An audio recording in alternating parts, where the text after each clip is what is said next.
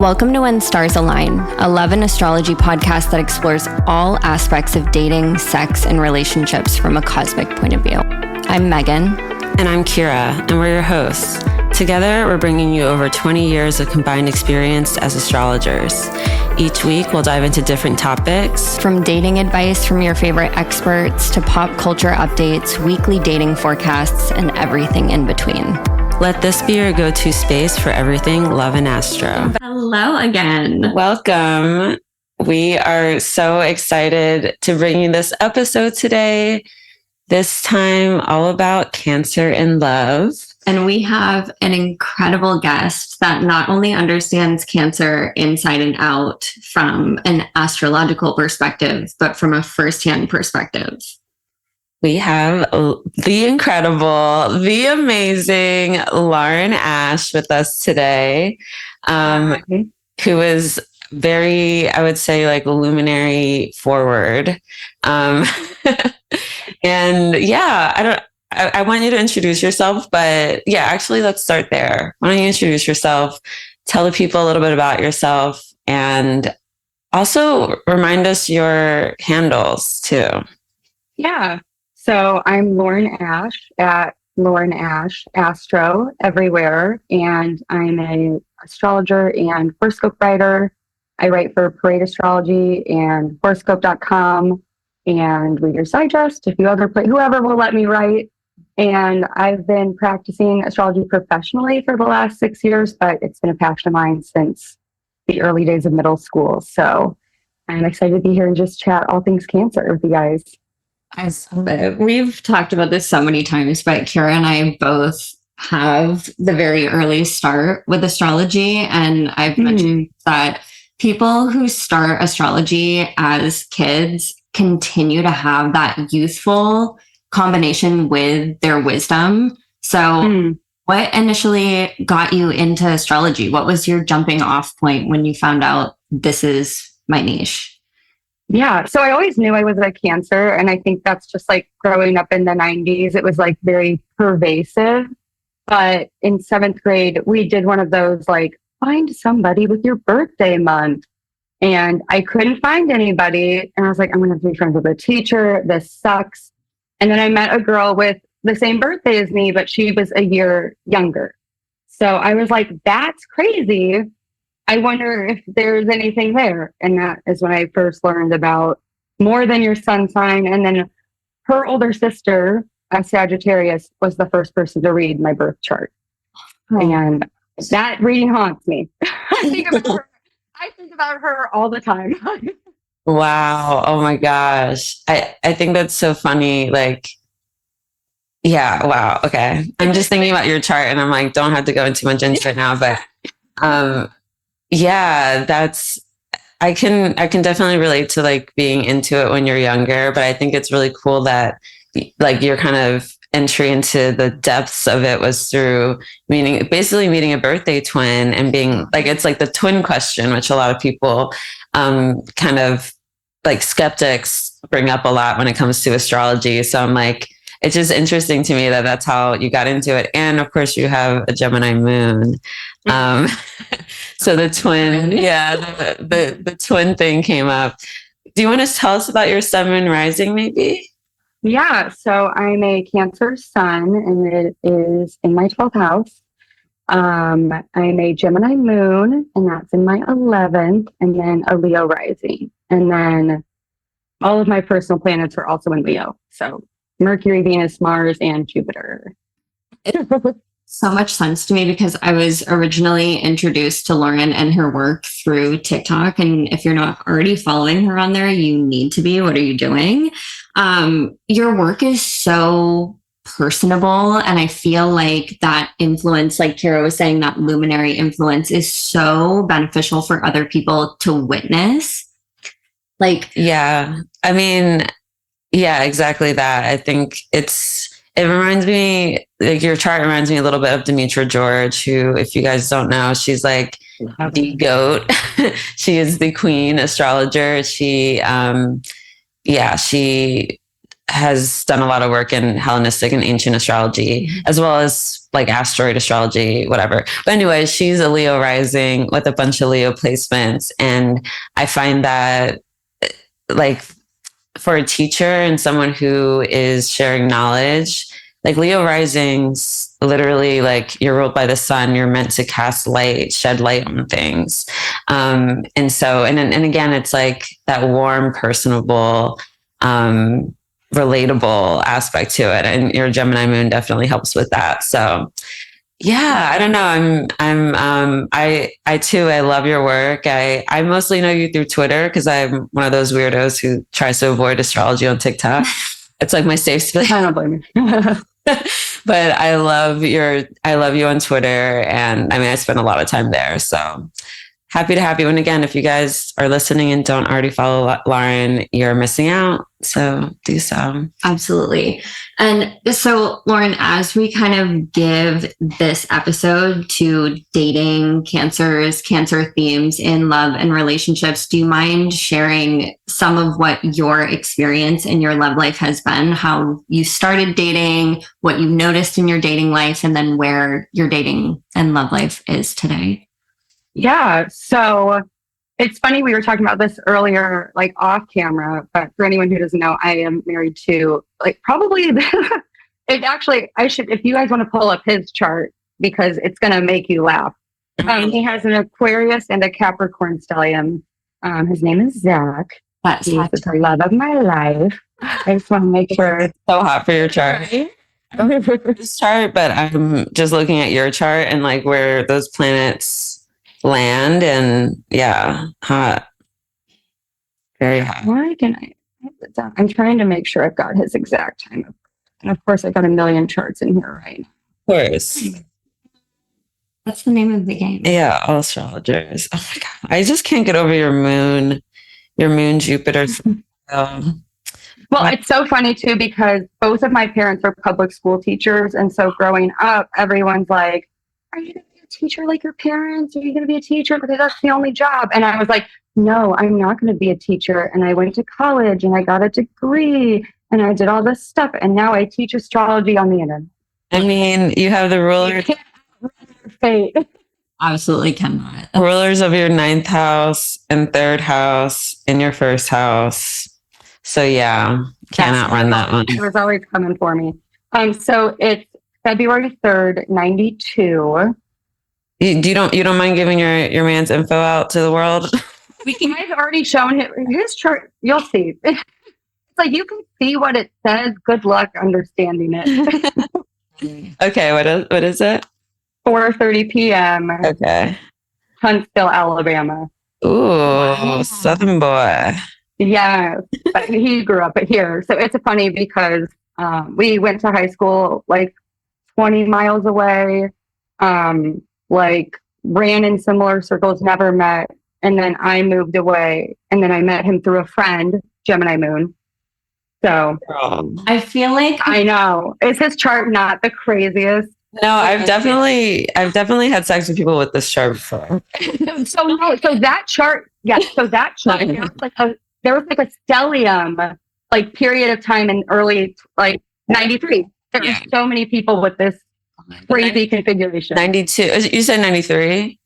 Let me double check. Yes, he is 92. Sorry. Okay, yeah, 92. February 3rd. Sorry. Yeah, no, it's okay. I've had this before. You're lucky. I feel that the way that Aquarius people typically meet their forever partners is like through friends or in similar friend groups. So the fact that that was you and your husband's whole and it has to be like a pre-vouched thing, which I feel is very Aquarius. Like everyone jokes like Aquariuses date their friends. Yeah. And I'm like, that's not true. Sometimes they date their friends' like friend. Right. They're like, so you're gonna know everyone at the wedding, basically. Oh, I love that. Wait, did you guys have a big wedding? Like, I'm trying to put together both of your charts and see how that.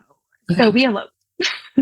Lovely. But that's also because COVID was like, yeah, it just kept getting pushed, and then I had to pay taxes 1 year where we weren't married, and my accountant was like, "You would have saved much more money." I was like, "Let's go to the courthouse." I was like, "Romance be damned. We'll have a white wedding eventually." What?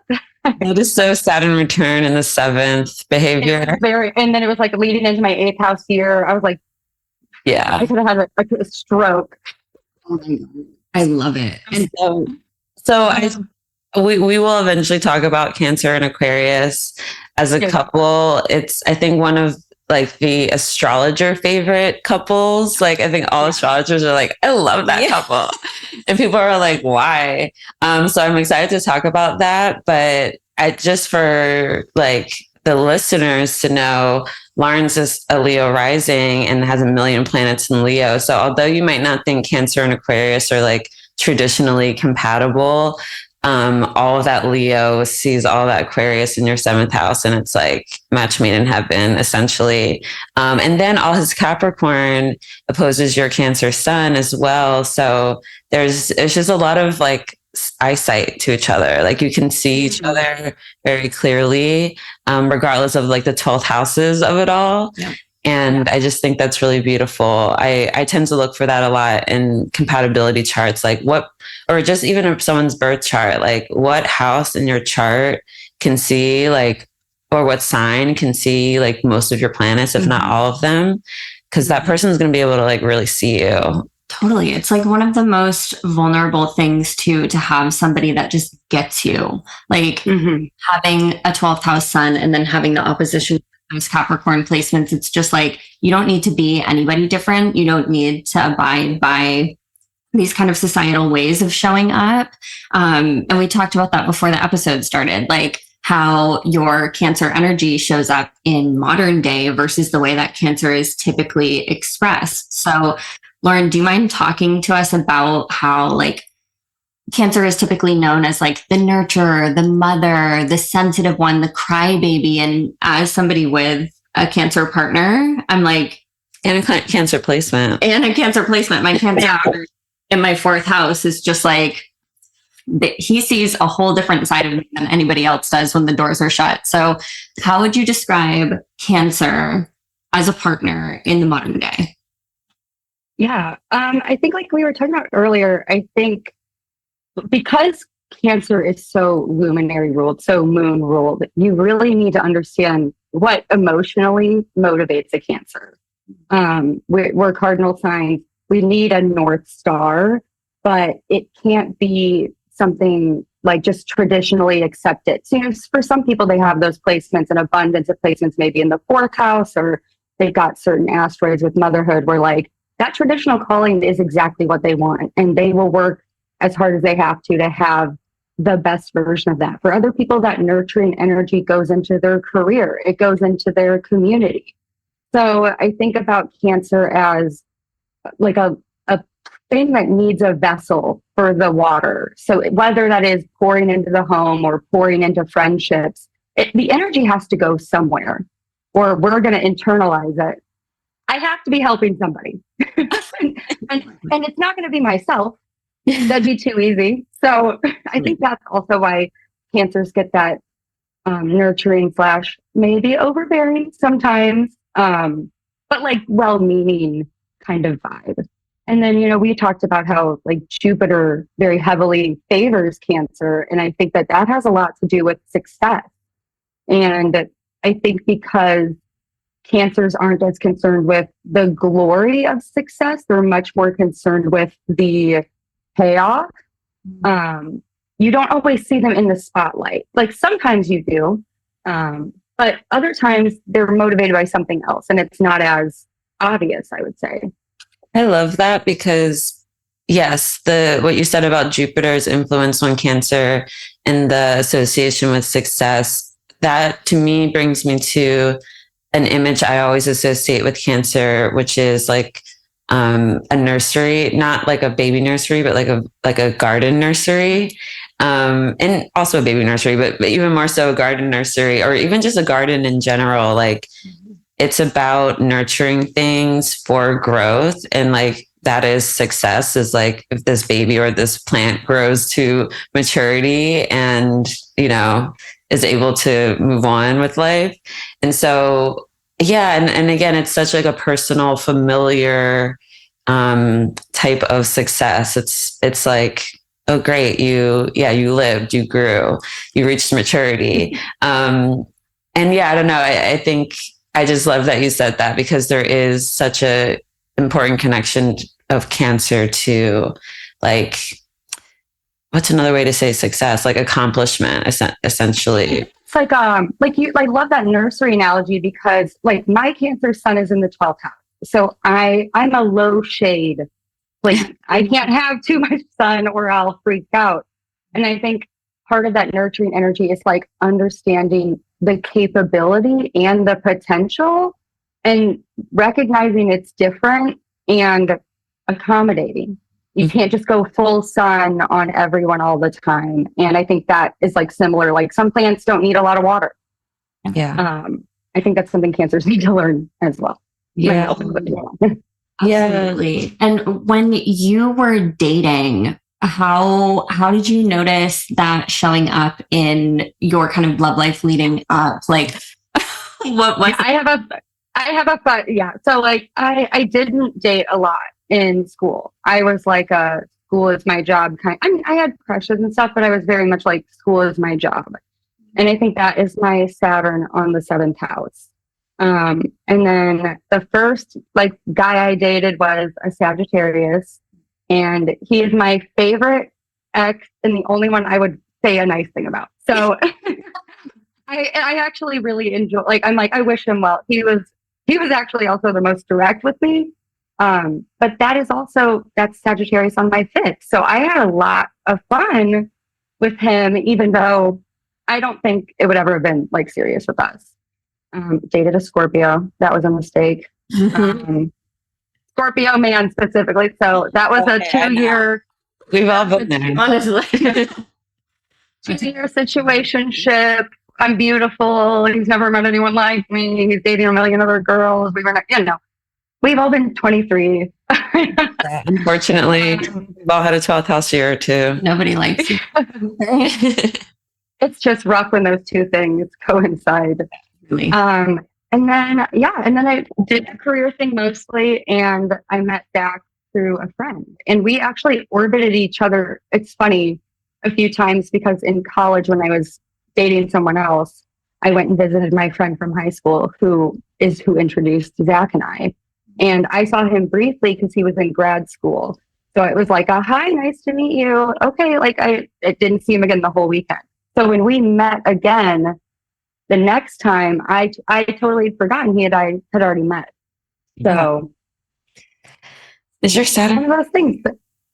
It's in a 6.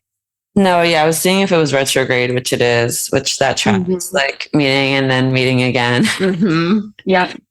And then it's like the friend from high school. Like I was friends with this person in high school, and then he was friends with him in college. So it's like he was my friend, and then he was Zach's friend, and then he was like, I want your friend, and I was like, I know this guy. Like, what's happening right now? So Aquarius right now, honestly. And it is. What for you was like the giveaways? Like as a Cancer, what did you need in the dating phases? What did you need to bring it up to a relationship? And what finally convinced you that marriage was the right track? Like what are the 3 phases of Cancer through love? I never had to guess how he felt about me.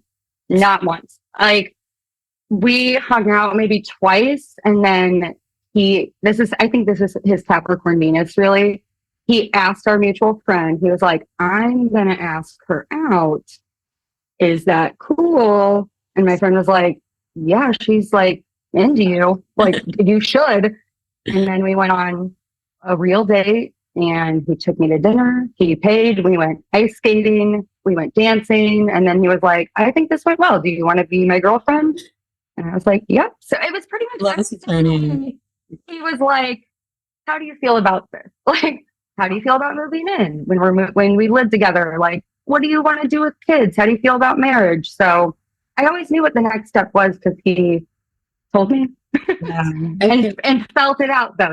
He could feel what I was feeling. Yeah. So, and that's the kind of emotional security that I think a Cancer gets like so hot for. Not to be like security, stability, but like, no, yes. Especially as you get older. Like, Yeah. Yes. I immediately, when you were talking about you two ice skating, saw him as the skate and you as the ice rink, like that Saturnian Cancerian combination as well. But yeah. it is so important. And I think too, like we were talking about earlier, where that opposition of so much of Zach's Capricorn placements and your Cancer sun in the 12th house comes into play, where it's like learning how to love a Cancer properly and taking care of them with their very unique steps is so important to them. And also understanding like we're kind of bossy. Like I definitely nag. Like I'll own it, you know. I need things my way in my house, you know. And so it's like for all the stereotypes that I would be like, no, it's not true. There are other things where it's like, clock my shit. So Girl, you're talking to somebody with a Cancer Mars in the 4th house. I'm like, we cannot put the linen closet this way. It has to be done this way. And my Cancer partner is just like, babe, you're so right. And he's like, I'll get the stuff door. I reorganized our cup cabinet earlier this week so that the cups we use are at the bottom. And I have talked about it every day for the last 4 days. I walk him over. I'm like, look at the cabinet. That's me. And he's like, amazing. Like, we all need a pat on the back for this. Gold star. Yeah. I just cleaned this shit out of my fridge, like scrubbed all, like took all the shelves out, scrubbed everything down. My friend came over the other day and I was like, wait, come look at my fridge. It's a big reveal. It's a big deal. Yes. Yeah. That's the best when you're cleaning it for so long, it starts beeping at you and you're like, oh, I know it's open. I'm getting in there. You're like, babe, I'm not done. See, mine doesn't do that, which is a problem. Oh. We don't have to. No, trust me, it's more annoying than helpful. It's literally the three of us just talking about different ways to clean. I'm like, I'm getting hot. It's such a Cancer. Yeah, let's talk about vacuum cleaner. No. Honestly. I want to ask you how you feel about the whole Cancer Aquarius, like when you first, I mean, yeah, I'm sure, did you know astrology before, or like, how did you approach that whole thing where you kind of know astrology maybe, but you also know the whole stereotypes around like Aquarius and Cancer, and how can a Cancer be with someone so aloof and who doesn't have feelings and doesn't care about it? You know what I mean? Yeah. Well, I think that part of what intrigues Cancer about Aquarius is the no feeling stereotype, and the fact that especially if they're a Cancer with a Leo rising at 7th house, because it's like, no, I feel like there is something deeper. So I think that there's a lot of gratification for any water sign chasing an air sign, honestly, but especially with like Cancer Aquarius, of like, can I figure out your emotional truth? Like, can I seep into the cracks?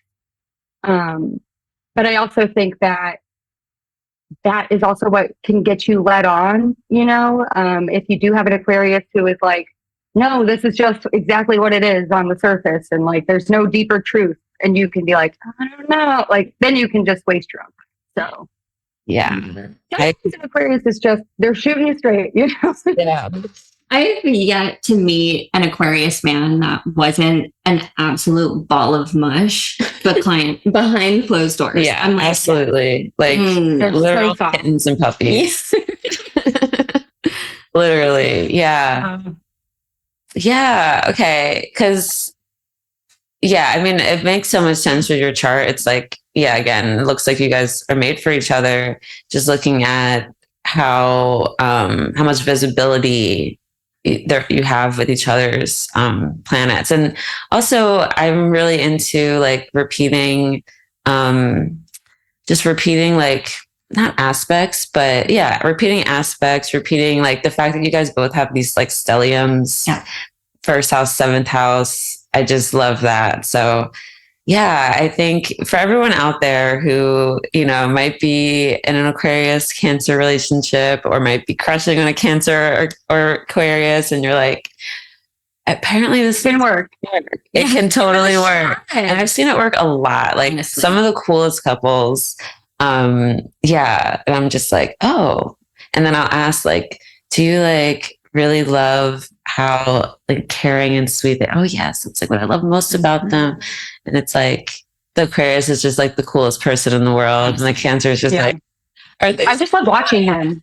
Literally, like, and I'm like, maybe it's my Gemini moon, but like, I just love, like, he's got his little hobbies and he's got his off, and I just love being like, hey, what are you doing? Can I just like watch you? Like, Yes. they're so interesting. Yeah. And it's like, you learn a lot. So. Well, Lauren, you gave the perfect example of this too, where it's like Cancer as a water sign, and especially as a cardinal water sign, is so much more concerned with staying in its lane and playing its part. And when they have a partner that has the ability to play the role of a base, I mean, it just goes back to relational psychology. Like couples who are able to delegate roles, they do not need to be traditional in any way, shape, or form, but really just say, how can we come together and play two different parts in this dynamic? It's such a powerful thing. And I mean, what is your take on cardinal signs in general? Like, as Cancer has that cardinal energy, do you think it's better with other cardinal signs, better with mutables, fixed? Where did you see that playing out? Because I know that you said that you dated a Sag, which is mutable, and then a Scorpio, which is fixed before this, and then eventually ended up with another fixed. But I would think of you as like a fixie. Like, even though you have like your chart ruler is the sun in Cancer, you have a Gemini moon, like she's in the dark, girl. Yeah. You are a fixie to me. Like that, all those, you have more fixed planets than me. And I'm a Scorpio. It's funny because I think that in a lot of ways I do embody more traditional Cancer traits. Like I stay home while I work, and like I take care of the house, and like I do the groceries and all this stuff. But all of those things are possible because 5 years ago, when I was building my business, working late hours, doing all this stuff, like I had a partner who supported me in that. They didn't try to say like, oh, isn't it time you give this up? Or like, you know, and when I said I didn't want kids, and I don't, and we don't have kids, that was never an issue either. And so I think it's interesting how you can have a Cancer who like doesn't embody femininity in a certain way, or like the traditional role or whatever, but it shows up in another way when they are allowed to choose that direction. And so I think I really like fixed energy, obviously because of my Leo energy, but I also think it's nice to have someone so solid, like someone who is they are exactly who they are. Yeah. And I think when I dated like mutable signs, I had a lot of fun, but I was like, where are we going? Because if you're not steering the ship, and I'm, you know what I mean? Exactly. And then with cardinal, it's like, sometimes it can be a battle of like, whose vision? So I think if it's going to be two cardinal signs, you got to have a similar direction. And I don't necessarily think that means, like, I think an Aries and a Cancer can work so long as they have a shared path. Yes. Goal. Otherwise, you're going to be arguing about the directions and you're not going anywhere. Yeah. It's a power trip, you know? For sure. Completely. And it's like, I just want to make sure that anybody who's dating Cancers or Cancers who are listening to this have some kind of guidance. This is like perfect, juicy information straight from the source where we're getting to tap into how to date Cancers, how Cancers date. Describe like a perfect date for you as a Cancer. Yeah. I dress up cute. We're going somewhere where I get a chance to dress up because it's a special occasion. Love is a special occasion. So let's treat it like one. Oh, yeah. Love. It's a real date. Like you asked me and I said, yes, you know, food has to be involved because I think like dinner and drinks is like a great icebreaker. It's a good, you've got an activity, there's a time frame, and then like something else after, like a movie or ice skating. And I like that because I think it shows a lot about someone's personality or like what they enjoy. And I think a lot of like what I love, especially as I've grown in love more with my partner, is like deepening my knowledge of what they love and care about. So getting to see that so early is a great way to be like, oh, we vibe. Or, oh, I had never dated someone who's into this. Like, maybe this is something I'm into. So, and then you kiss me goodnight like a gentleman. Yes. Or a gentle lady who, yeah, you kiss me goodnight and then text me later. So. Perfect. Yeah. I know you talked about just having knowledge, like knowing where you stand with your partner. And I think for cancers, that's such an important part for them in the dating pool. It's not that they constantly want to jump into a relationship or they're willing to commit to just anybody, but they do have that desire to truly know the person that they're dating. And I think even the way that you were saying with your husband, like being known in a way that not most people know you, and also having that same access to the more hidden, vulnerable, important, intentional, thoughtful parts of your partner. I just think of them in the dating pool as extremely sensitive to what is different. Like they know the minutia of the people that they date in such a powerful way. Yeah, I think a big part of that is, Cancer being ruled by the moon, and the moon being so much. I always think about the moon and Cancers in their relationship with the sun, and kind of always craving that reflection, that light to then reflect feedback. Yes, exactly. And so I love that your partner has both of his luminaries, sun and moon, trining your moon, and having that really lovely, just like POV to your moon, just like you're getting that light, you're getting that warmth. And I think that's something Cancers need, like feel like you're getting, not like what you were saying, the information, like the knowledge. And I think of light as information and knowledge. And again, being able to see is really important. Being able to see is to be able to know and to understand. And I think all luminary type people need that. Yeah. Absolutely. Yeah. And like you mentioned, I'm so glad you brought it up. Sun, moon, synastry. I obviously Venus is a big one, but I love sun, moon, synastry. Or all my favorite couples have it. I swear. It's being able to see someone's true self. Yeah. And I think that's, especially for Cancer, which is like in the opposite luminary, it usually sits. I think it's easy to get lost in that light internally sometimes. So it's nice to see it when it's reflected back in someone.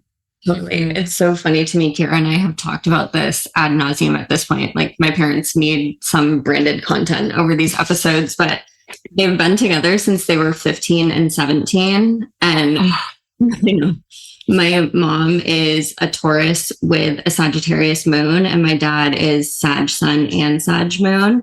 And for the longest time before I got into like the depth of a birth chart, I was like, why don't you guys just get divorced? Like even astrology says you're not good for each other, but they are the epitome of sun, moon, synastry and understanding each other in a way that quite literally nobody else understands them. Right. Yep. I love that. I have that too. Now I think about it, they have the squares, like my dad's sun squares my dad's Scorpio sun squares my mom's Aquarius moon, and my mom's Sag sun squares my dad's Virgo moon. And that really tracks the sun moon. I mean, in the app Stars Align, I made the algorithm, and sun luminary synastry is a big deal, and also the luminaries to other parts of the chart, because those are the lights in our life. And it's like, where are the lights on? What lights are you turning on in my life? Where are you shining? What are you emphasizing and highlighting, and vice versa? It's such an important way to look at synastry and compatibility.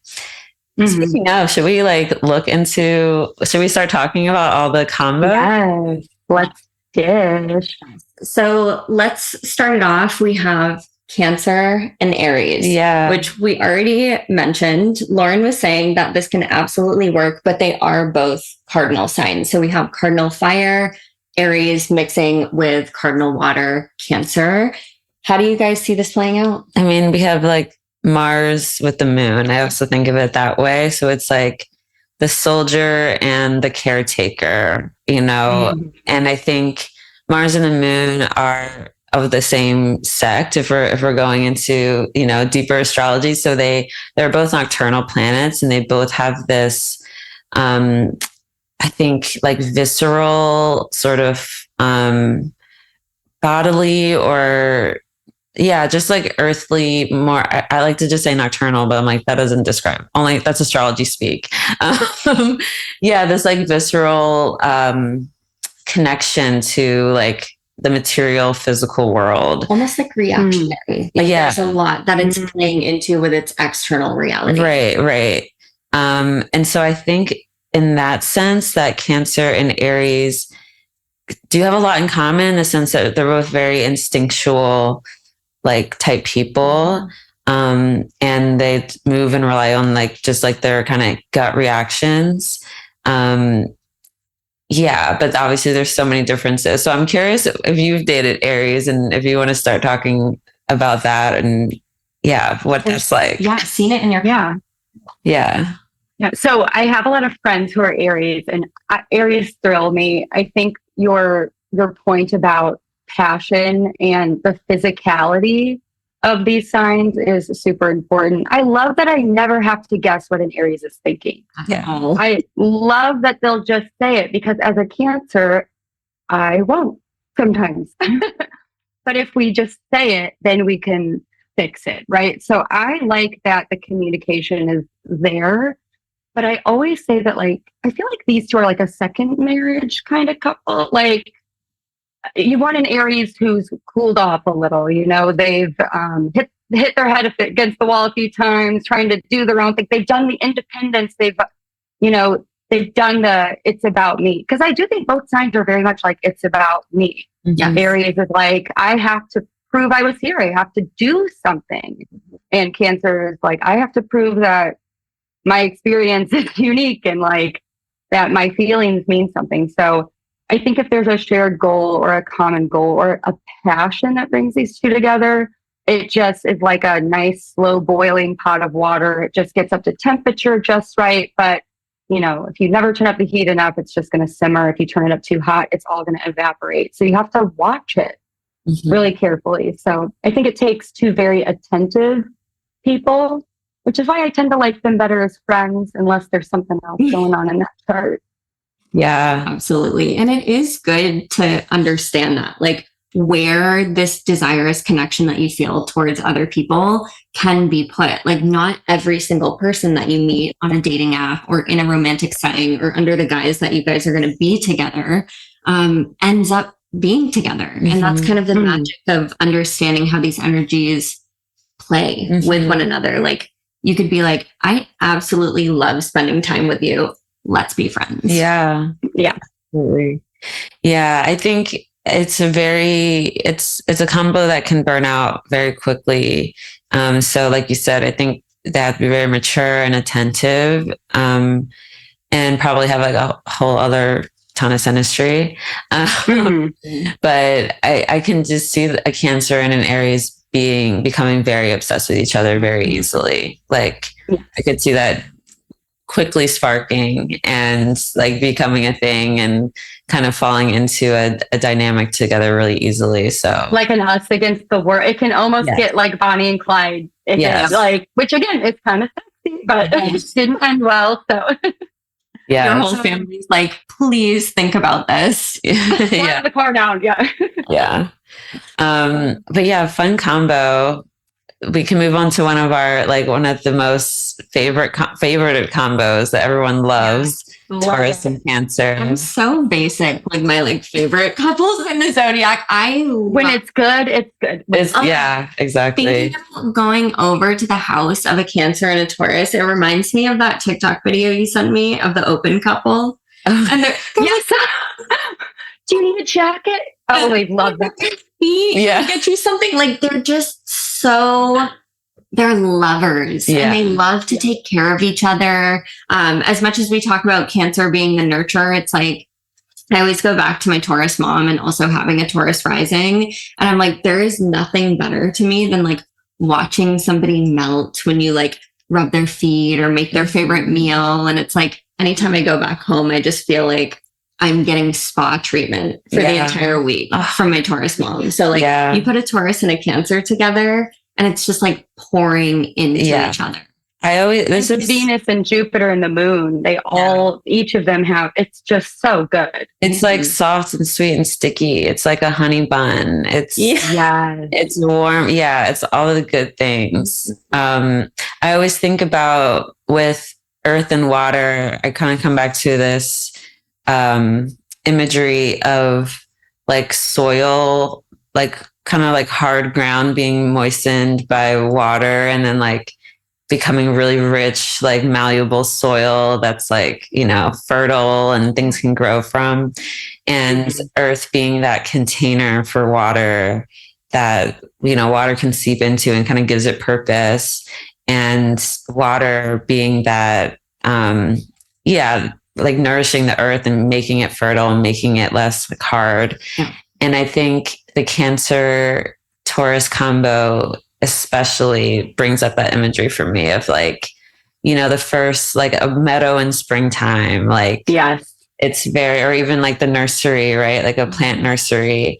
It's just so fertile and like delicious. It's so good. Like when it works, it just works so well. I mean, there's so much potential for them to like build success in the long run. And I think it's because of those like benefic energies with how Cancer and Taurus both do well in the moon. You got Taurus with Venus, you got Cancer with a little bit of Jupiter. Like, I think as long as these two are selfless with each other, like you get it back tenfold. Yeah. And I think when they don't work out, that's where they both lose sight. Yeah, I think it's a great point to bring up too, Lauren. Like if somebody's struggling with the fact that they have this partnership, but it's not working out, what is like the shadow aspect of these two together when you think about it? I would say Cancer gets their feelings hurt pretty easy and can hold a grudge. And Taurus is pretty stubborn. And I think, I don't say stubborn as like a bad thing. Like I actually think it's also their strength. But love is also about like choosing your battle. And so the same way that I would advise a Cancer to learn to let go of an emotional grudge, I would tell Taurus, you know, you can know you're right in your head and you don't have to say it out loud, but you know, you can say, okay, dear, like, you know what I mean? So I think it is about softening, like you said, Kirah, the softening the edges and smoothing things out, which I think naturally comes with time when these two play to their best strengths.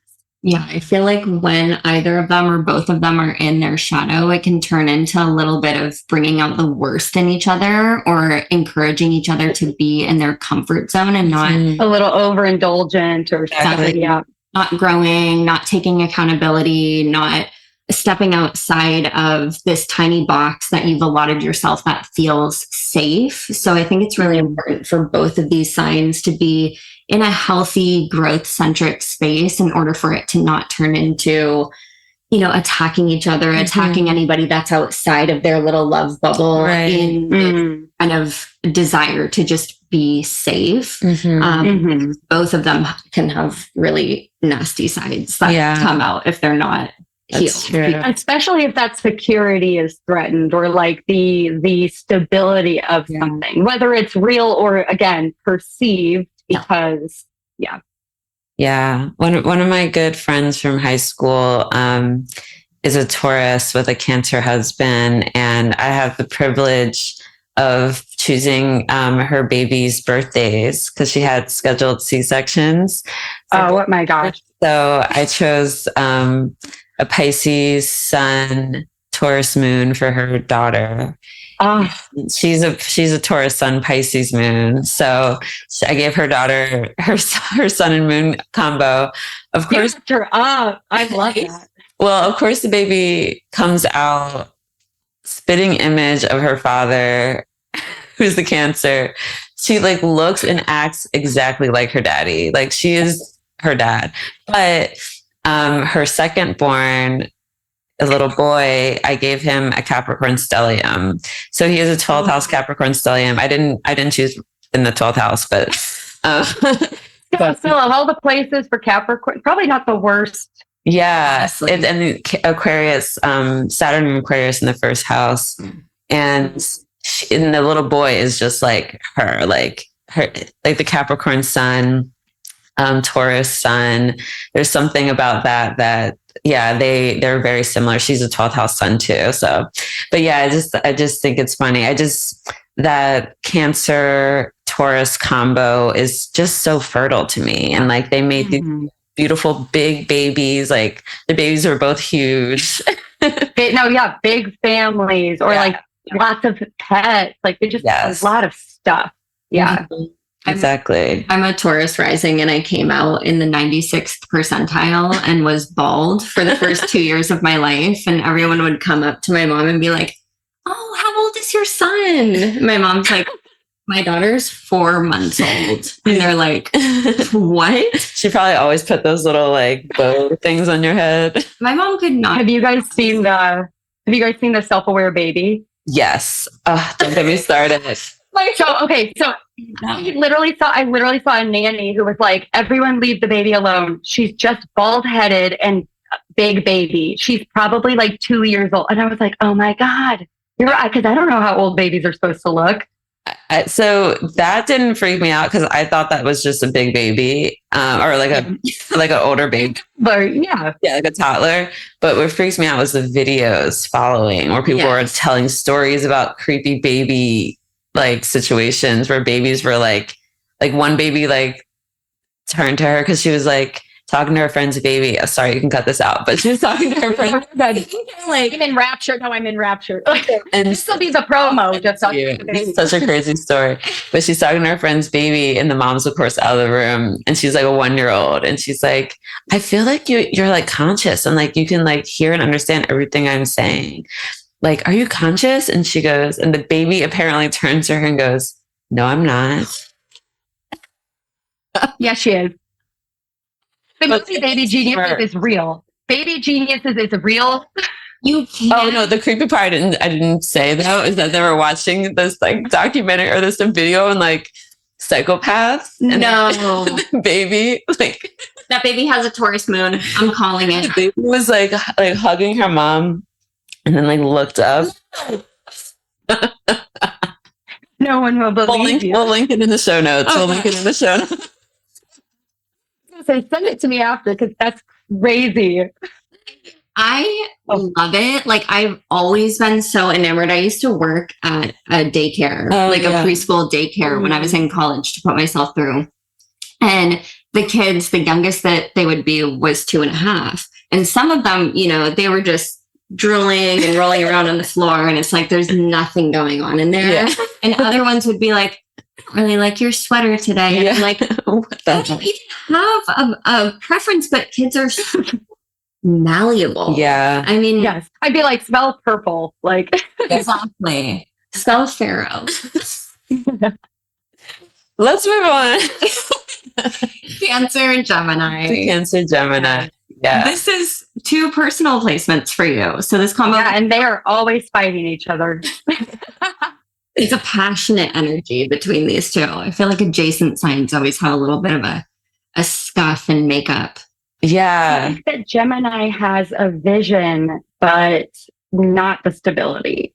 Like all of the things that Cancer traditionally wants, Gemini I don't think they want that. I feel Gemini and Cancer, like a Gemini is the friend who sweeps through town. And you guys spend the weekend together and you guys catch up and you hang out and you chit-chat. And then they're off on the next adventure. But I do think if it can work out, the communication aspect is probably my favorite. Yeah. Absolutely. I just picture these two sitting over like a fresh pot of tea. And yes, just talking. Yeah. Literally chat, like, yes, always texting, always in communication. Mm-hmm. The moon and Mercury, which rules Gemini, are so similar. And in the sense that they both, like, they're the 2 closest to Earth, I guess, in terms of the the order of the planets, and they both move so quickly. They both have a lot to do with communication and travel and like what's close and familiar to you. And so, yeah, I think it can work, especially if like the Cancer has some Gemini placements or some Leo placements, and the Gemini has some Cancer or Leo. Like, I feel like, or Taurus, you know, like they're so they're so close. Yeah. I feel like it can totally work. I always think about it too, and kind of what Lauren was saying is like Cancers like to have the base to their water, because to them they're already changing so much. Like the moon has multiple phases, it's the ebb and flow. There's something that is ever shifting within them, so to have the stability for them to be able to do this is really powerful.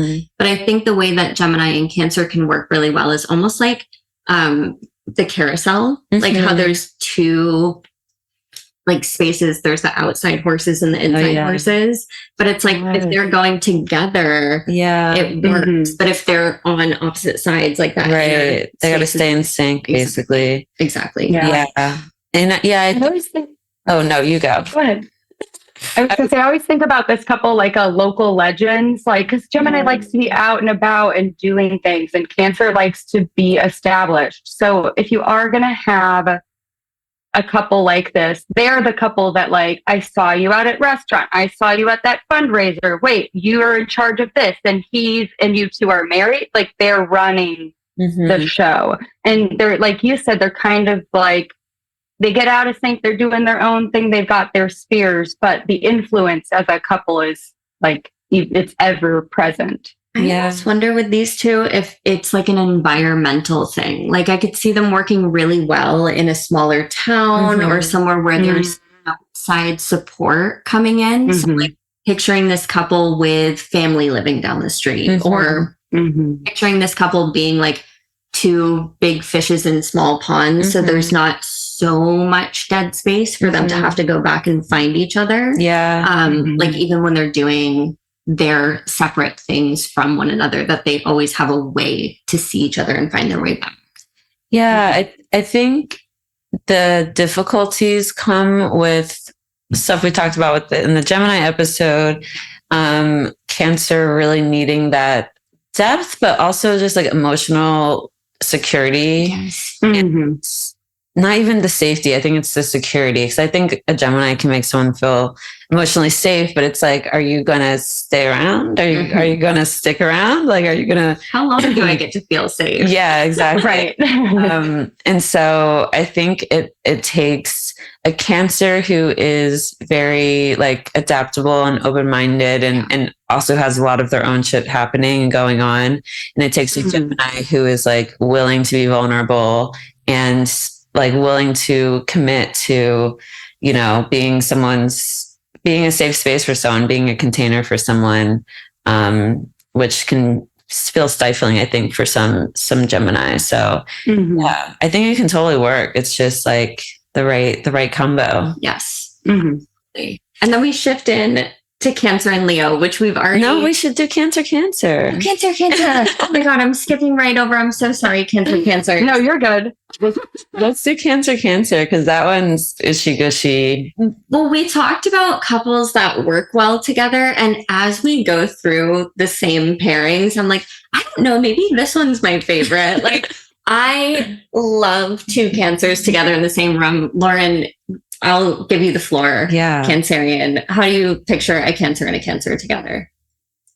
I love Cancer and Cancer together. No one's going to match your freak like a Cancer. And that is what makes it so beautiful and so bad if it goes wrong. But I think the thing that works to Cancer's advantage is they don't go into it thinking it's going to go wrong. They go into it optimistic. They go into it based on feeling.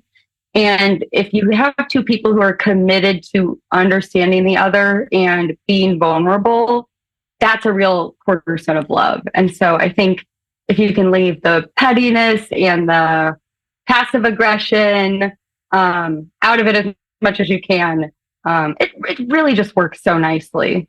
Yeah, I feel like when it comes to two water signs, I always give the imagery of like, take a bowl in front of you and 2 cups of water and pour those cups of water into the bowl. Yeah. It's like, that's a water sign relationship. You melt into each other, you blend into each other, and it becomes very hard to like remember where one ends and the other begins. Yes. It's like you just merge very easily. I think for two cancers who are like ready for that and down essentially and not, emotionally mature and ready for that, then like it's one of those, okay, like we're in this, like we're doing this, okay, we're doing this, like jump off the cliff together, like Bonnie and Clyde type vibe, because I just feel like it's like, who's going to understand you more than and they have such a good friendship at the basis. Like even if they are passionately and vehemently involved with each other in this romantic way, I feel like two cancers together have such a deep, undying friendship as the basis of this. Like to be known is to be loved, to be felt and seen in this extremely vulnerable way is such a gift. And I think that these two are some of the more grateful signs of the zodiac, like being able to have that existential moment of like, isn't this incredible that we found each other at this time? Yep. Out of all 8 billion people on this planet, like we chose the same. It's fate. Yeah. Exactly. Like such fated, deeply in understanding of that kind of fifth dimensional aspect of life. I love these two. Yeah. I think this is also a sign that I would look at the moon sign pairing in particular, because that'll tell you how each person is approaching, if there's maybe a more dominant personality in the pairing, if there's a more sensitive personality in the pairing. Because like we've been talking about, like two zodiac signs not always presenting the same energies. So that's another good way to really get to know them, really freak them out. It's funny because I have a friend that lives in Chicago and he's a twin. So him and his sister are both cancers born, within a few minutes of each other. And he's such a stickler. Like he's like, I don't know. I don't really believe in that. Mind you, like works for the FBI. So like we just do different things. Right.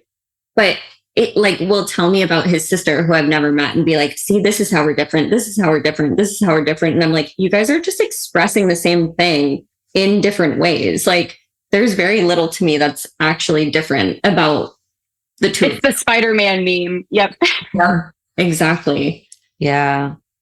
I think it can work.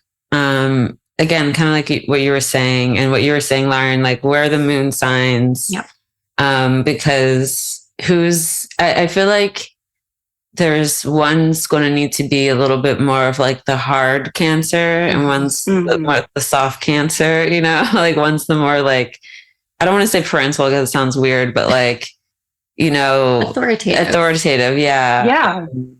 And like decision maker type cancer. And the other one's the more like nurture, softer type and of course there's no gender, specifications needed for that. But yeah, I feel like that cancers, like two really soft, mushy cancers don't want each other. I feel like one, two babies. Yeah.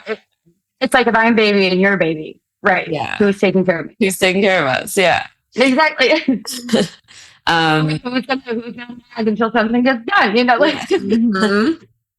How about Cancer Leo? I know I jumped the gun trying to get to this one. No, it's one of my favorites. Yeah. I always say this is like queen ship. Yeah. It's regal. Yeah. If you want someone to worship you, and I have so much of both of this energy in my chart. So I call this one like mutual obsession. Like it's the two people who are obsessed with each other and they can be doing the most benign, regular thing. It's like, isn't she amazing? Like, look at her. Like, yes. And I think what I really like about this pairing, even though fire and water don't always mix, I love that they are each only luminary ruled. I love that Leo and Cancer can understand each other in that way. And I think that having the sun in Cancer gives more of an understanding to Leo. And I just like that for all of the confidence and attention a Leo will give a Cancer will emotionally validate.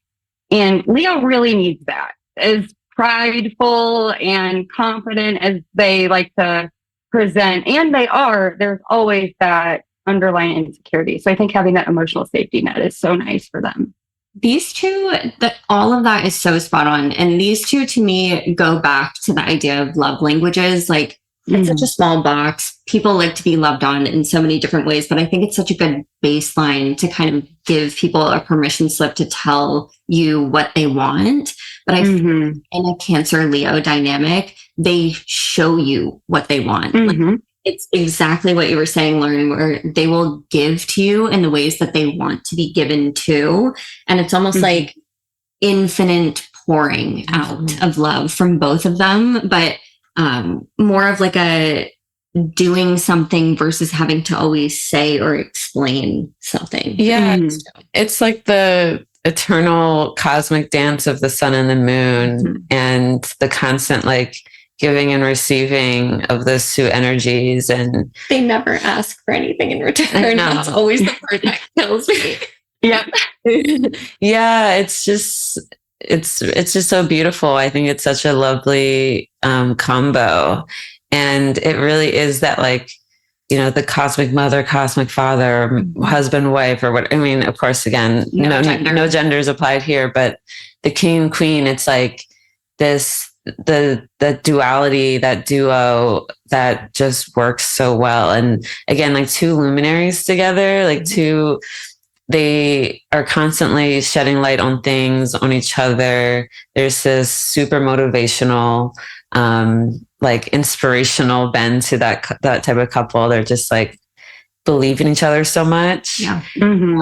It's just so beautiful. I love it. And I know that we gushed about this pairing, but if somebody's struggling in a Cancer Leo dynamic, where does that typically stem from?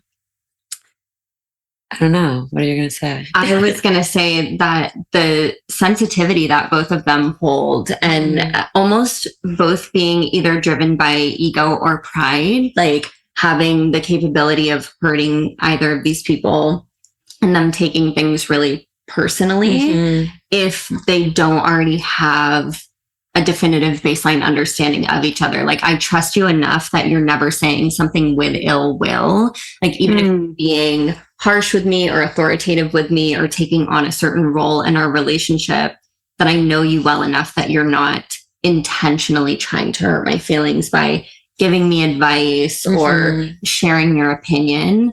So I think it's important for these two to really have a deeper understanding that they're never trying to hurt each other. Yeah. Speaking of that, should we talk about Cancer Virgo? Hurting each other. No, that was just a dumb transition. I'm just thinking about like, I feel like Cancer and Virgo can cut. I feel like this is a couple I want to work. Like, I want them to work. It should work. And then I think about the like you said earlier, the Mercury influence. I think that has a lot to trouble them. I personally love the couple. I'm like, this is like the call the manager couple. In a bad way. I need to give you a story time off of this exact thing. We were hungover this weekend, laying in bed, and all I wanted was 2 iced coffees and 2 bagel sandwiches. We ordered them on Postmates. The first guy, he's only had 5 deliveries. And before we got there, I was like, oh, I want to root for this guy. Yeah. I'm going to like give him a big tip and like all. I love how you check these things. Virgo.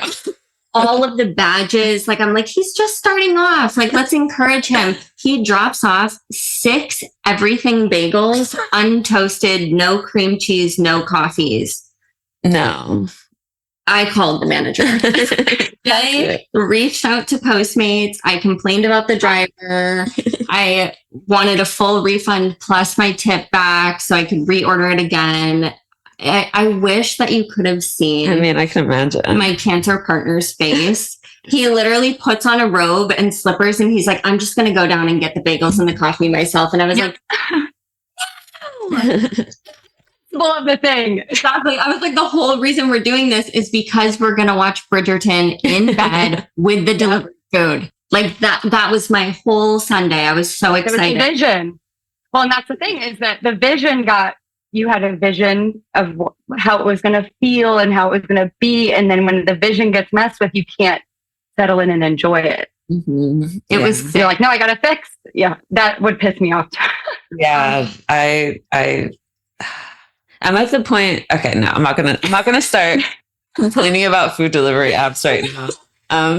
But what I will say about Cancer Virgo is, again, I'm like, this is the call the manager combo, because it's like, I feel like Virgo, both signs are very much like, I'll take care of this. Like, I got it. Like, I got you. And they're both very service oriented and like will do the thing to help their partner. Even if it means like having to call a manager or, or like to defend themselves or each other. It's this very, I think, like an active, and actively like caring and actively, again, service oriented towards each other. Yeah, for sure. My first love, my worst love, and my current love are all Virgo Cancer pairings. So I've seen the multifaceted nature of these two coming together, and it can be really incredibly beautiful, like that pouring water over the potted plant kind of analogy of a water and an earth sign coming together. Or it can just be absolute like pot rot and a nightmare, and you're like, you overwatered it, it's too mushy now, I don't like the way this feels, my plant's dead. Pot rot for sure. I could see that. And I could see like, I'm thinking about Virgo and Cancer, and Virgo's like tendency towards criticism being really difficult for Cancer. Yeah. No, and it's like, I notice in my Virgoan nature that whenever I'm expressing something, it's to get on the same page, to have more clarity and to have things work better. Like the intention of my criticism is never to make things worse, but it doesn't mean that it doesn't hurt. And I feel like for any of the Cancers that I've dated or been friends with, there's this almost desire to be treated the way that they treat other people. So like giving love, being a safe space, going out in a robe and slippers to get the bagels and the coffee on my behalf. Like there's this desire to just almost be a comforting energy and force. And that is not typically how Virgos show their love. It's a little bit more harsh and biting. But also the service. I feel like Virgo is very considerate, and Cancer can be that way too. It's like, I'm going to consider like, oh, I'm getting food. Well, my partner might want something, or I'm going to check in with my partner and see if they, might be interested in this too. It's like, or even just like, oh, I already planned X, Y, and Z, and I made, just thinking 3 steps ahead. I feel like Virgo does that a lot, and Cancer really appreciates that from Virgo. And I think what Cancer gets a lot from what Virgo gets a lot from Cancer is that like ability to just unwind and relax and like feel safe and held. And it's a nervous system soothing. It's like Cancer will come in and soothe the Virgo's nervous system, feed you, take care of you. And you're like, okay, and I will take out the trash tomorrow morning. It's like, it's very service oriented and loving in that way, which, I've always noticed too, like in any of my pairings with Cancers, it's like the way that Virgos pay attention often shows up, like they'll start to notice how much a Cancer is giving, even though Cancer is such a silent giver and has so many thankless jobs on their to-do list. And the way that Virgo really shows up to that is like, is there something that I can do for you? Or asking the same types of deep questions that they ask everybody else. But there's this tendency with Cancer. We actually talked about this with Cancer and Taurus for like a grudge holding. And I think in the amount of like bites and criticism, I've always noticed that like Cancer will never rock the boat. And then the minute that they've had enough with Virgo, it's like, flip the table. Actually, Yeah. And it's like, do I not do enough? Yeah. Exactly. To your guys' point, I think the service is the double-edged sword, because I think both of these signs can get so comfortable with how well they fit with each other that it can be you really don't know how good you have it until you cause a problem.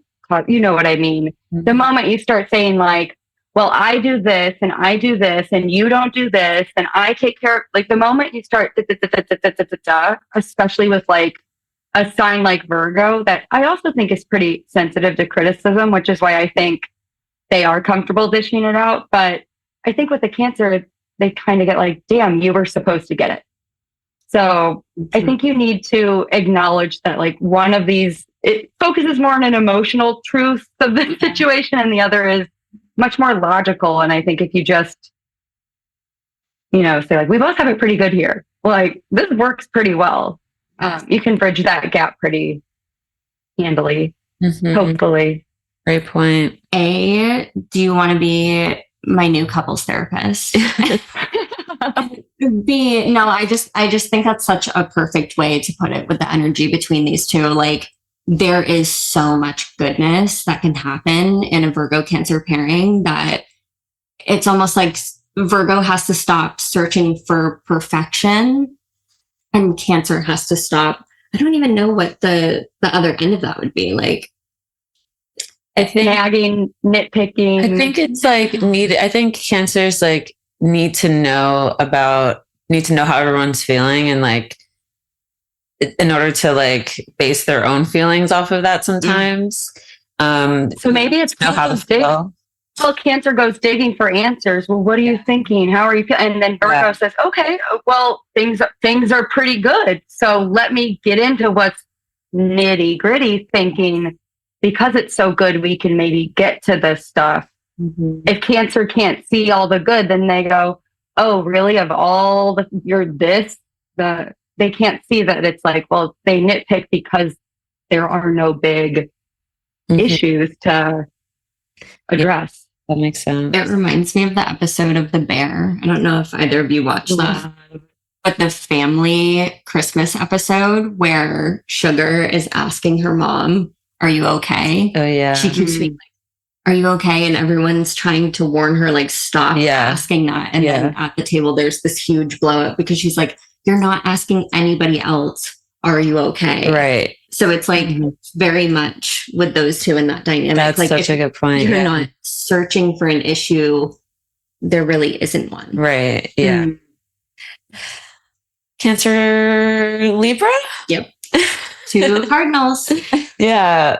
I mean, this is one I think works a lot. Like, I think it works way better than Cancer, Aries. Maybe because it's, the moon Venus, but I just find Cancer and Libras to be like very similar personally, like extremely similar. And I just find that they, again, bestie, it's like very much bestie energy. Like, it just kind of works. Do you have Libras close to you, family, friends, otherwise? No, and I don't have any Libra placements, but it's in my third house. So I chitter chatter. It's very easy to talk to them. And I feel that they create I always call them like the curators. Like, they know how to curate a friend group. They know how to curate a vibe. They know how to get the conditions right. And I think that is so accommodating for a sign that is so ruled by something so fickle like the moon. Yeah. So I think even though it's not like Venus with Taurus, like Venus and the moon are always going to love each other.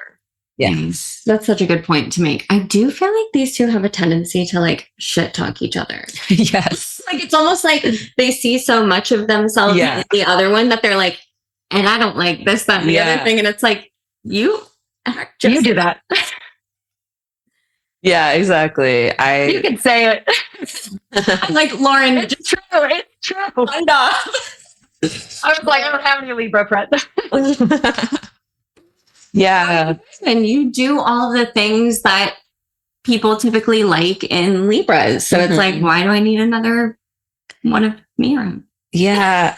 No, I think that's a big part of it. I feel like Cancer, like, yeah, Libra sees Cancer and sees their inner, like, oh yeah, I care that much too. Yes. It like brings out of the small details. Yeah, it brings out their like feeling and emotive nature. And I feel like yeah, Cancer sees Libra and it's like, oh, like you are really able to like think really rationally about this. And I think that the Libra is really willing to compromise and like partner in that way.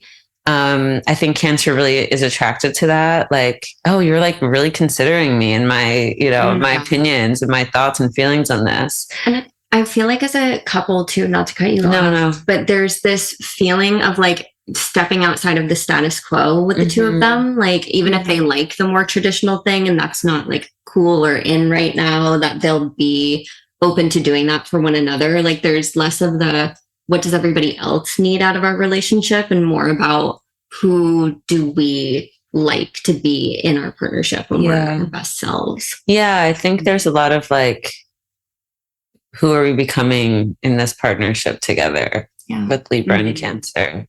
Have you dated? You haven't dated any Libras, have you? I made out with a few in college. Comedians.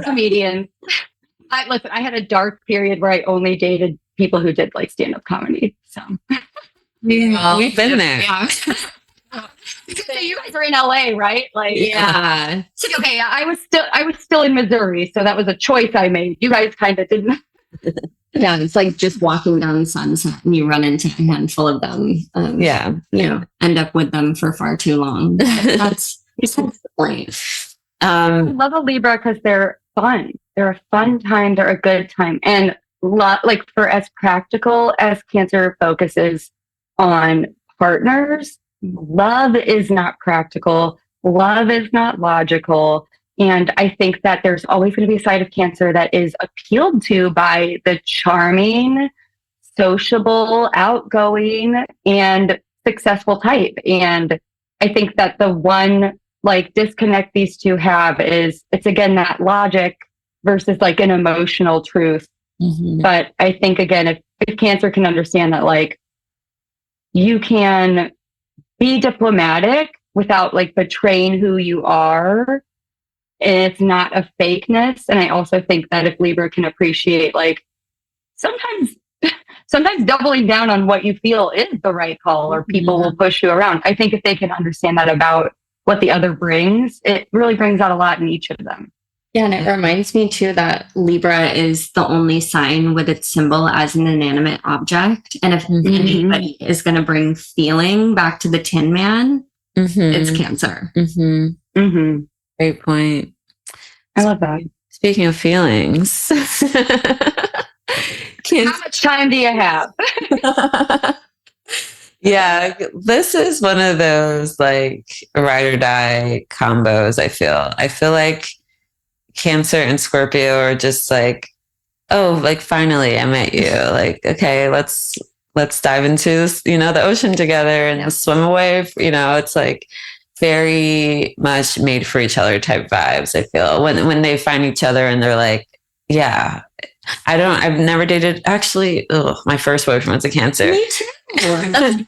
So sorry for both of you. I said it was not because he's a Cancer, because he is just terrible, but it was like we were 16. But yeah, I never really, like in my, elder years, haven't really dated Cancers. I don't know how to talk right now.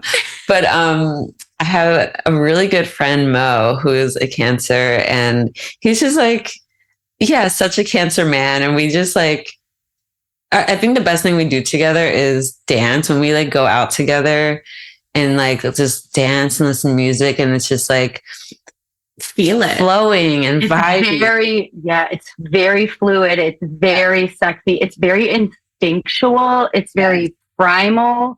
And that's also why it gets like, I describe it like a Scorpio would be like, I would build a city for you and then I'd burn it to the ground. And then Cancer's like, do it. Yeah. prove it. You're on. Like, come on. It's like, oh yeah. Like, yeah. And then it's like, Did you see the movie Zola? Yeah. Okay, because the way you just said "do it," I'm like, that was probably chant. Yep. Yeah. yeah, do it. It is. It's kind of like it's the moon. I mean, it's like the moon and Mars, or it's the moon and Pluto, depending on. But so I think no matter which rulership you're using, it like you said, it's that intensity. And I think that the Pluto influence and the fact that they're a water sign lets them dance closer to the edge of danger with a Scorpio as opposed to an Aries. Yeah. Like I think when a Cancer knows it's not going to work with an Aries, like they'll get burned fast, and they'll be like, "Oh, okay, all right." A Scorpio is you don't even see the stinger coming. No. And it's like whether you brought that on yourself, not to say like Cancers are innocent angels, obviously, or it's like whether they're doing it out of like a protection thing, like you really like because you get so deep in the love of it all and the obsession, like it can really cloud your judgment. Totally. Yeah. I think about the fact that Cancer, if you like look at a Cancer rising chart, Scorpio falls in the 5th house. And I find just Cancers have that like attraction towards like Power. bad girl. Yeah. Like that mysterious, like, ooh, this might get me in trouble, you know, like, but they're good for me. yes, Exactly. yes, exactly. Or like, yeah, it's very much that like attraction to the dangerous, you know, mysterious. And I think that Scorpios love that. And I think that Scorpios love Cancer because again, it's like feeling seen in our depths and our murky, dark intenseness. And like Cancer is like, oh yeah, that doesn't scare me at all. Like I'm actually turned on. Like, let's go. Yeah. I think a Cancer knows just how to play into the power fantasy because a Scorpio likes that power. And I think that Cancer enjoys playing into that in some capacity. I think that's also why they really like Capricorn. But it's like their quiet power needs to be respected. And you also have to understand, like, just because I'll play into your fantasy doesn't mean I'll be something you don't want me to be. Like I will make you feel how you want to feel, but don't expect to be able to strong arm. And I think that's where it can. But I also, again, I think love is it's not logical. So I think once you're in, you're deep in it, baby. Yeah. And those are one of those couples that are so lifelong for me. Like you said, it is ride or die. It's so funny because I'm not a Scorpio sun, but my moon is Scorpio. My partner is a Cancer sun. So we have that trine. Sun moon. Yeah. And then my Venus is Scorpio and his Venus is Cancer. And I'm just like, to constantly be making out. And playing all of like the little, I'm not going to give all of our secrets away. But love is a game. Love is fun. It's a dance. It's a tease. It's what are you doing? So I do think that. You think about like a crab and a scorpion, like they're just like doing a little dance together. Like, I don't know. It's Cancer steps that. Yeah. It reminds me of those birds in, I think it's the Amazon. Oh yeah, they do this like dance. The other one's just like, keep going. Can we talk about how male birds and all other male species are the ones that have to impress? I was like, the sales pitch lately sucks. You guys need to start dancing around. Literally, I'm like, where are your crop tops? Where are your shorts? I want 3. I'm trying to see some man thighs this summer. Tattooed man thighs? Yes, please. Speaking of thighs, Cancer Sagittarius. The thighs. Love. Yeah. I'm a Sagittarius apologist. I am. I love them. I love them. I know, you're not. She's a Virgo apologist, and that's why we get along. I need her. No, Cancer and Sag is another one of those combos that people think like can't work. Sag can't settle down. Sag can't commit. Cancer's too clingy. But I have a good friend combo, or a friend who has this combo, and they're pregnant right now. And I watched them like get together. Essentially, I met him for the first time at a sex party. Oh, my first sex party. Amazing. It was he's the Sag. He's obviously. clarify for the people. It's funny because she's Cancer Sun rising, like very Cancer. And she was like, I'm dating this guy. And he told me he was like already had plans to work at this party. If you work, you can go for free. So he was like, I won't go if you don't want me to, but if you want to go, like, I'll buy you a ticket. And she's telling me this. I'm like, you're not going without me.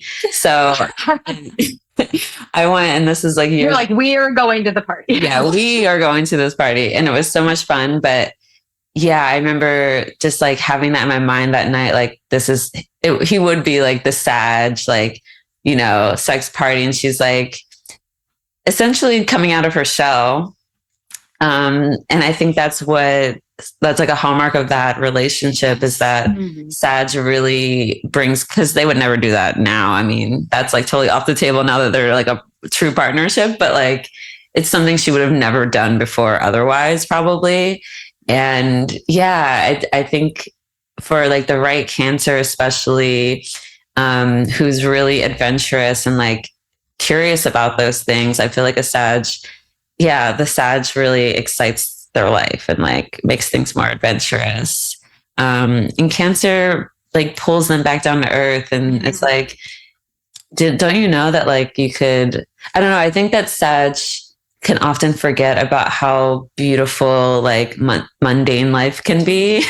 And Cancer like brings them back to earth, and it's like a massage, like, wow, like it just like brings them into their body, you know, like home cooked meal. Exactly. So I think it can work really well with each other. Have you dated any Sages? Yeah. Yes. My favorite ex was a Sagittarius. I always describe it as like a motorcycle with a sidecar. So like early in life, when you're on the open road, it's like, I've got a spot for you. Like if you're coming along with me, like I've got your spot. And then you get the older couples, motorcycles in the garage, maybe, but they dust it off. They take it out for the anniversary trip. I think you got to catch a Sagittarius at the right time. Totally. You just have to catch them at the right time. Not to be cliche, but love is the greatest adventure of all. But if they're not ready for it, they can't give it to you. Yeah. Their mind and their heart is somewhere else. So you can either follow and, like you said, let it bring something out of you that you've never seen. And then maybe you guys grow into a different phase of the adventure. But I think with Sagittarius and Cancer, I like it. The moon is very changeable. So is Sagittarius, the Jupiter influence again. I think if you get the timing right, and again, like a more flexible type of water sign energy, you can grow with someone. Absolutely. Yeah. I think the one thing that they have to be careful of is Sagittarius harshness. And I'm actually curious, like if you would be open about sharing what the detriment to that relationship was, because I just see these two being like, you know, Sagittarius, like I grew up with my Sag father, and it's just like, you're the butt of the joke. You're the one doing whatever. And it's in good jest to make everybody laugh. Like they really don't do it with ill will, but they just don't know how to stop themselves once they've started going. And Cancer does not like their dirty laundry aired out in front of other people. So do you mind talking to us about what could cause the end?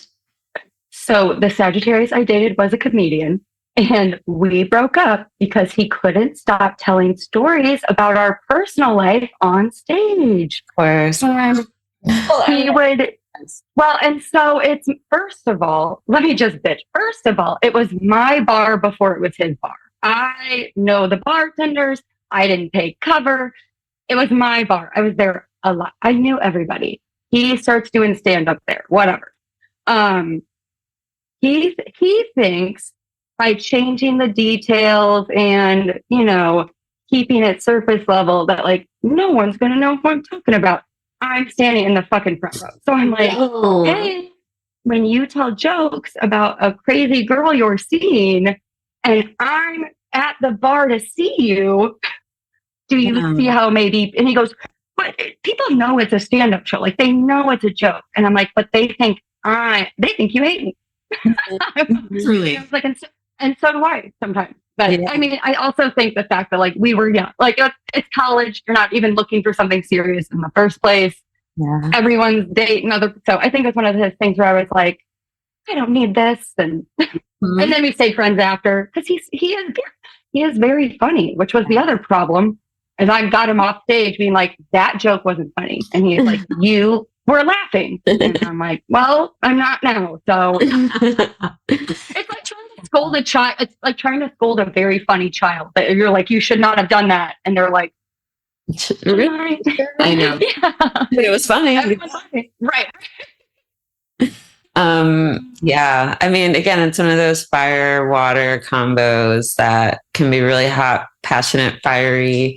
But as long as they're, yeah, I think it needs some sort of grounding, some sort of meat, earth in there, to make things last. We're a Cancer with a lot of you, like you said, that Gemini adventurous kind of uninhibited more energy. Yeah. Or Leo, like you, Leo makes sense. We go now into another cardinal couple. Yeah, Cancer, the opposite. Capricorn. Summer and winter. Yeah. Another one of my favorite combos. I think it's one of my favorite opposition combos. Because I just feel like it's like they're constantly searching for each other. Like Cancer, I mean, you found your Capricorn stellium. Yeah, you can start. I'm like these. Cancers, listen to me. You're going to be a lot happier if you at least try dating a Capricorn. You don't have to.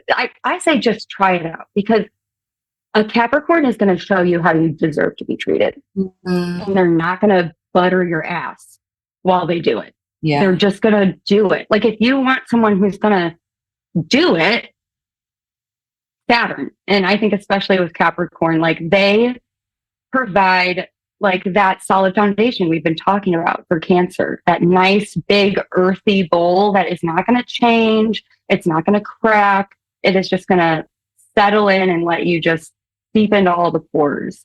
Yes. And I also just think that Capricorn really gains a lot from Cancer's openness and having the moon so close. I think that the moon and Saturn, they make me so sad, but also I think that's why I love it when it works out. Because it's like love is enduring and love isn't always the easiest thing. And it takes commitment. And I think that the commitment of the moon and Saturn together just like shows the resilience of choosing your partner every single day. Yeah. And these two give me such like, they see a little bit of themselves in each other energy. Like, it's like a caramel apple versus like a Tootsie Pop. It's like Cancer is the more like sugary, gooey part on the outside, but wants that stability on the inside. Like that is their internal driving force. But then Capricorn has this hard outer shell. But the minute that you penetrate it and you show them that it is safe for them to open up and be vulnerable and that they have that space to consistently come back to, it's just like, I don't know. I think they're so sweet. Exactly. Yeah. Some of my favorite long-term partners have been Capricorns or have prominent Capricorn placements. And it's like, you just feel so lucky to see that. Like I really do see on their axis, the Capricorn Cancer axis, that there is gratitude just fully wrought through both of these signs. Yeah. I think of both signs as like container makers or container builders. And just different types of containers. Like Cancer's container is typically for nurturing and growth, and Capricorn's is for more long-term stability. But I think when we get them together and co-creating, a container for their life together, it's like, I would just imagine they feel so like charged up and like I'm living my purpose, like it's very purposeful. They're both very purposeful signs. And I think both just like really are trying to build safe, secure containers. And imagine a container that has both of what they want. Like it's the best of both worlds. Exactly. It's such a good combo. I used to work with a couple who like met at the job, and she was like a Cancer Capricorn moon, I think, or Cancer sun moon or something. And then he was a Capricorn sun, Cancer moon. Like they just had like all this first house, seventh house Cancer Capricorn synastry. And I remember when they got together, everyone's like, oh my God, they're together. Like, wow, that just makes so much sense. Like, of course. Yeah. You know, like they essentially got together and like spent a weekend with each other and have been together ever since, you know. Yep. It's just so, it's like, okay. When you know, you know. Yeah, exactly. Oh, Lana Del Rey, of course. No, I wouldn't know. That's one I wouldn't know. I don't know, so I don't know. Well, we're back here harmonizing. I was just going to say, me and Lauren will sing it for you. I just know that one's like, I was going to say, we're also both TikTok brain poison. So I'll speak for myself. I'm brain poison with TikTok. So I know. It's so bad. Like the amount of times that I quote audios and I'm like, oh, that's a TikTok audio. And then I'm like, how many times can I say this in a day? it's a thing. Cancer, Aquarius. Love it. I love it. Cancer, Aquarius. In the ocean. I know. I love that the tongue came out for her too. She's like, that's my boo. Yeah. Where do you want to go? Lauren, I want to give you the floor for this. Like, what was the thing that you saw in your Aquarius that just sealed the deal, and maybe some of what makes it fun and tension filled too? Yeah. I mean, I did like that he was a little rebellious. I liked that he wasn't afraid to say it like it was, or say how he saw it. God, this is such a Cancer answer. I liked that he was a leader in his friend group. That's hot. But not even like the main guy, but like he was a guy that people were like, "What is Zach thinking?" You know. Mm. And I like that he doesn't. I like that he doesn't look to what other people's opinion is before he makes a decision. Like, as frustrating as that can be sometimes, because obviously Cancers are very traditional, and I think that is probably the sticking point, that the non-tradition of Aquarius. But sometimes tradition's meant to be bucked. So you'll never catch me hating on a Cancer Aquarius couple. Yeah. I love that. Yeah. I think that something that bonds the two is that like their love of their people, and like family. And I think with Aquarius especially, it tends to be chosen family that they build over the years. But like, I think Cancer really sees how much Aquarius like truly loves their people and is really attracted to that. And I think Aquarius sees the same in Cancer, like, oh, you actually like are loyal, like you know how to take care of people. And Aquarius doesn't get enough credit for how loyal they are. Totally. And like they're just they are ride or dies, like for sure, especially for their friends. And as big signs too. Yeah, exactly. Like when you put their mind, air sign, to something, that's the way that it goes for them. Exactly. Yeah. So I think with Aquarius loyalty, it's funny you say that, because I think a lot of people, because Aquariuses have so many friend groups, so many friends, so many associations, I think a lot of people think they have the loyalty, but it's not spoken. And Aquarius is very much like I give it to few and I give it loudly. So I think there is also like an emotional payoff as a Cancer when you reach that point with them and you're like, see, I knew it. Like, I knew there was something else going on here. I knew you were soft. Yeah, absolutely.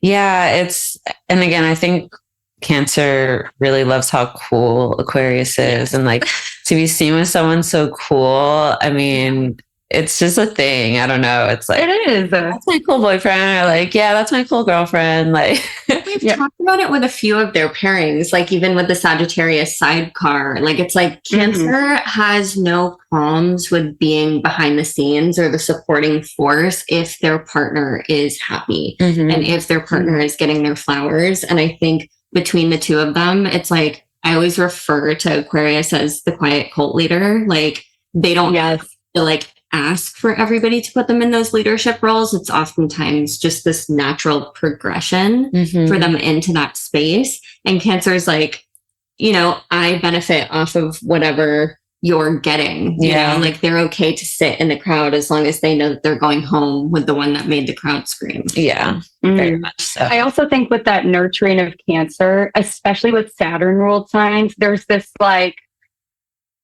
I saw it first. Like, before you all saw the genius, before you all saw the potential, I saw the potential. Yeah. And I helped nurture that. Yep. Yep. I love it. Love it. Yeah, it's a cool combo, I have to say. There's like a specific color combo it brings up for me, and I don't know why, but every time I think of this combo, I think of this like light, almost like a silvery gray with like a pale yellow. I don't know why, but that's Cancer Aquarius to me. Like that's always comes up. It's funny that you say that because before you answered, I kept saying chartreuse in my head. Oh, okay. Yeah. It's like the yellowy undertone. Yeah. Yeah. There's something about that yellow silver combo, canary yellow, even. I don't know. It's kind of that sun and moon vibe. And I think that, you know, maybe that has to do with like Aquarius Leo also. Yeah. Yeah. Like getting to that luminary energy somehow. Yes. They both feed off of the sun. Exactly. Beautiful. And our final combo, Ushy Gushy Cancer Pisces. Yeah, this is super like wet. This is poetry books and just like romance. Love letters. That because one of my good friends, Abby, who did our album artwork, she's triple Pisces. Her she's Sun Moon Rising. Her partner is a Cancer stellium. And I think, our first house Cancer stellium, he's a Cancer with a bunch of Cancer and Gemini placements. So and he's literally a poet. He's known as like the park poet. That's why I was like, what?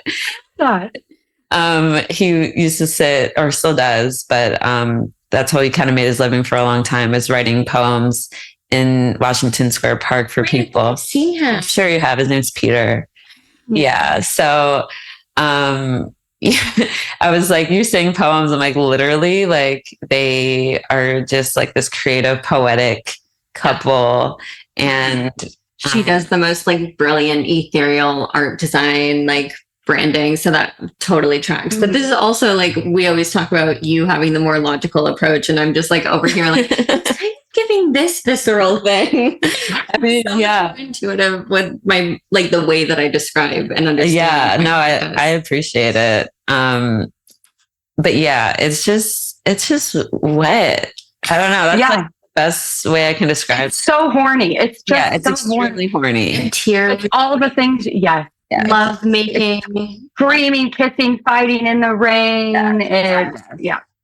The Notebook just on repeat, like Netflix. Is like, are you still watching? I mean, there were two Scorpios. Like, that was wet. Yeah, same shit. Mm-hmm. It's so funny because she uses that word a lot. I'll just say that to describe their wet. My friend Abby with like, in terms of like the Cancer Pisces combo, like wet comes up a lot. I'll just say that. It's just like so sloppy and like juicy, you know, like those two signs together it's like very uninhibited. Totally. Yes. Just when they're first getting together, there's no like, oh, I'm not going to double text. I'm not. It's like, no, I'm in. Are you in? Are you a freak like me? Like how, like, you're about that life, you know? It's so exactly that.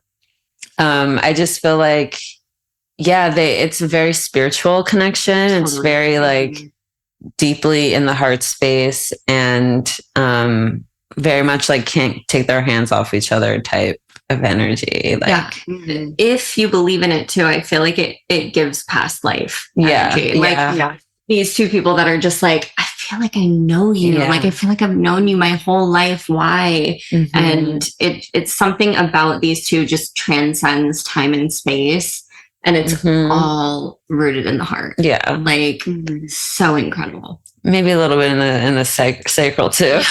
They say that they're connected, right? Like you have the same skin on there that you do on your heart. This is going to be like a whole nother thing where people should be me. We need to have like a fact checker for all of the shit that comes out of my mouth. Yeah, if you're watching on Spotify, hit us up in the Q&A and let us know. Do you know if your sex organs have the same skin as your heart does? I mean, I'm gonna go ahead and co-sign. It's all part of the Come on, like you get the oxytocin release. I'm just like, they're connected. They are. It's settled. You don't have to fact check us.